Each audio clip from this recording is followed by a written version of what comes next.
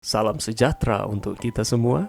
Pelajaran Sekolah Sabat dengan tema utama Istirahat dalam Kristus. Pelajaran ke-7, Istirahat, Hubungan, dan Penyembuhan. Selasa, 10 Agustus. Mengampuni dan melupakan. Pengampunan didefinisikan sebagai kesediaan untuk meninggalkan hak seseorang untuk kebencian, penghukuman, dan balas dendam terhadap pelaku dan kelompok yang bertindak tidak adil.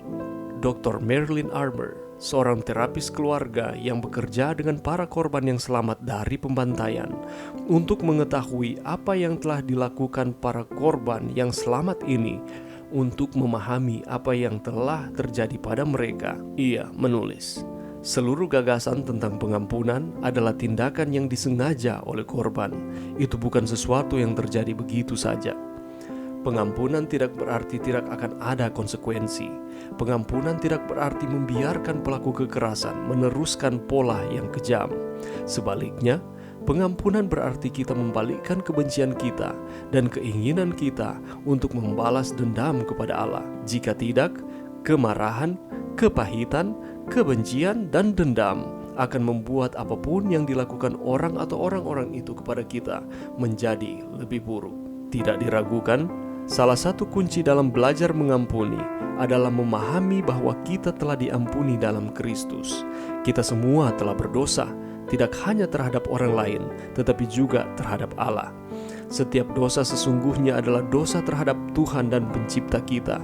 Namun, di dalam Yesus, kita dapat menuntut pengampunan total atas semua dosa-dosa itu, bukan karena kita layak mendapatkannya, kita tidak layak, tetapi hanya karena kasih karunia Allah kepada kita.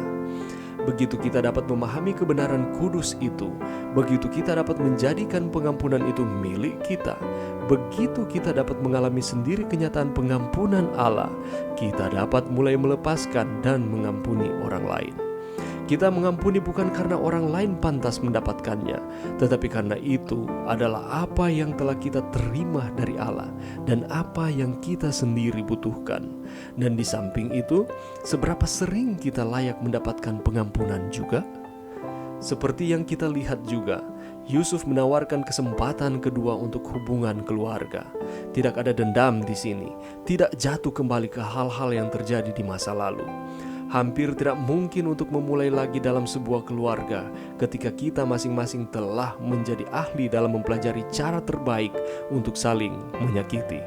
Tapi itu bukan reaksi Yusuf. Tampaknya dia ingin melupakan masa lalu mereka dan bergerak maju dengan cinta dan penerimaan.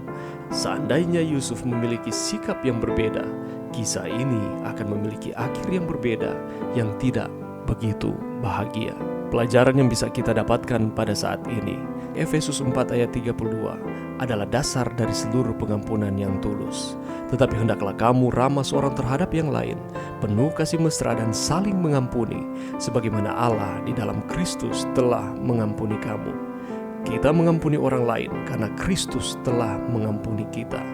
Pengampunannya adalah dasar dari seluruh pengampunan kita. Ingatlah doanya di Bukit Golgota.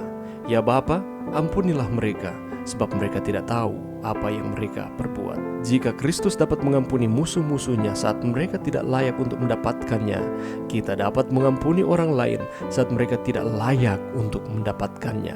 Dan ini bukan merupakan perkara yang mudah. Pengampunan mudah sekali untuk kita ucapkan, tetapi sangat sulit untuk kita praktekkan ketika kita berada di dalam posisi kita sebagai korban. Jika Tuhan dapat mengampuni mereka yang melukainya sedemikian rupa, kita juga dapat mengampuni mereka yang melukai kita oleh kasih karunia-Nya. Tetapi seringkali pertanyaannya adalah, bagaimana caranya kita mengampuni dan melupakan? Apakah kita benar-benar akan melupakan akan kesalahan orang yang pernah melakukan kesalahan kepada kita? Secara psikologis, sesuatu yang pernah kita pikirkan, yang pernah kita lakukan, tindakan-tindakan yang pernah kita buat, itu akan terekam di dalam otak kita. Dan peristiwa-peristiwa yang sudah terekam di dalam pikiran kita itu juga akan berusaha untuk keluar dengan sendirinya, dan kita akan terus mengingatnya. Yang dimaksudkan dengan melupakan adalah kita lebih memilih untuk tidak merespon peristiwa-peristiwa yang pernah terjadi, yang bermain di dalam pikiran kita, dan kita lebih memilih untuk mengasihi, kita lebih memilih untuk mengampuni. Pengampunan dan tidak mengingat akan kesalahan itu merupakan pilihan untuk kita lakukan. Mari kita berusaha dengan pertolongan Tuhan untuk kita mengampuni akan setiap kesalahan, kelemahan akan orang lain, karena kita juga sudah diampuni oleh Yesus Kristus ketika Dia mati di kayu salib dan memberikan pengampunan bagi setiap manusia, dan kita diberikan kelayakan untuk terus menjadi anak-anak Tuhan. Mari berdoa. Terima kasih Tuhan atas firman-Mu pada saat ini. Bantu kami Tuhan untuk mengampuni sesama kami, dan tidak hanya cukup mengampuni, tetapi kami mau memilih untuk tidak mengingat-ingat lagi akan kesalahan-kesalahan yang dilakukan orang lain, oleh karena Yesus mengampuni kami. Ini doa kami di dalam nama Yesus. Amin.